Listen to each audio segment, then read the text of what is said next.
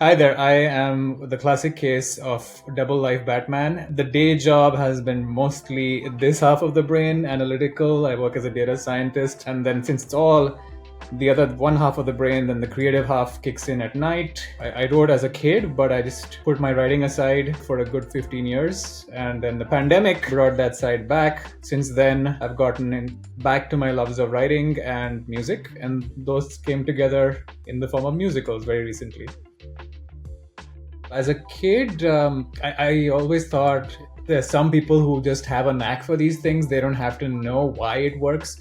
And this applies across the board, even with languages. I speak 12 languages, but the only reason I could do that is because I'm sitting and understanding exactly grammar-wise what's going on. Whether with language or with music, I've always found it useful to understand the underlying structure. It used to frustrate me that how is it that all of music can be played with just like 5-6 chords? So this was so refreshing when I came across all the stuff with Hookpad, Hooktheory, but it is possible to do a lot more than what you see with pop music or whatever's at the top of the billboard. I do like finding the structure and realizing that there's a whole lot more possible than just the surface that you'll see in popular media. So I first picked up Hookpad when I was traveling. I was on the streets in Oaxaca, western Mexico, and there was just some guy on the guitar and he was playing a song that I loved. I started chatting with him and he told me where some of the best music teachers were in town.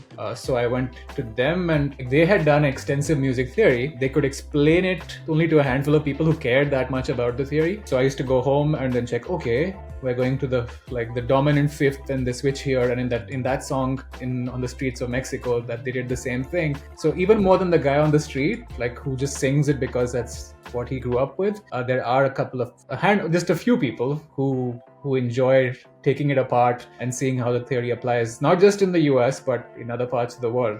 So finding Hookpad at that time was ideal timing. By the end of my 1 month in Oaxaca, Mexico, I was composing some boleros. They're like the traditional Mexican music because I understood the theory and what exactly was going on under the hood.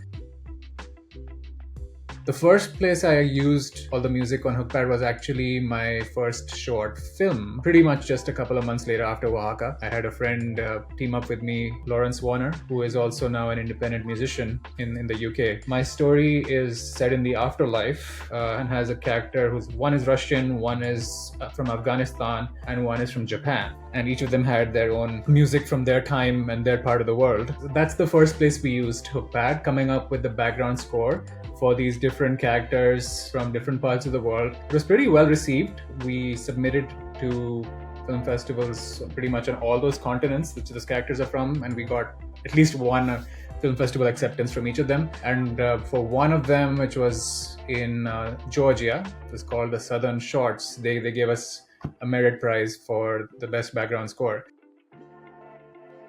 So Lawrence had already been working on his idea back at the University of Chicago. Lawrence was very interested in the interplay of mobile phones, smartphones, and mental health. And we decided to convert his original story into a musical because of the success of our collaboration on the short film. This time, it won't be a Pandit and Warner picture, it will be a Pandit and Warner musical. For a good month and a half, we took an Airbnb, and every day after work, we'd sit and brainstorm song ideas, just sometimes jamming with a bunch of chords. And I actually did one of them that's become pretty popular right now. I very clearly remember coming up with the chord progression on Hookpad. I said, oh wait, usually A minor doesn't go into F. Let's do that, and then how about we do this? And then I played it to him there, and then we tried extending it into a verse, then became a rap, and now it's a whole song. It's almost like the flagship song about climate change that we have on our show. Hey, me see the truth that stares you in the face. It was definitely a collaborative effort, and Hookpad was a big part of the initial thinking through of what the song has to accomplish, what keys are we going to be in, what emotions are we going for. So Hookpad was super helpful. It launched at Oxford University on Thanksgiving as a staged reading, so that was a big hit. Now we are looking where to launch it in the US. We might start with our own campus, University of Chicago. So yeah, it is a long haul. I can't say it's easy, but I think it's been worth it. Totally.